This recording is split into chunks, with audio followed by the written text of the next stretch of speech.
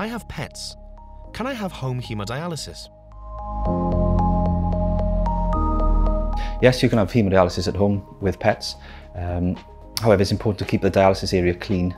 Make sure you wash your hands regularly and keep your dialysis access nice and clean, and keep your supplies out of reach of pets.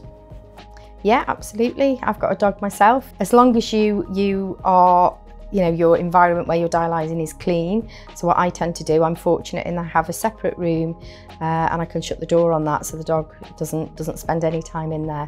But yeah, as long as the environment can be kept clean, I don't see that there's a problem, no.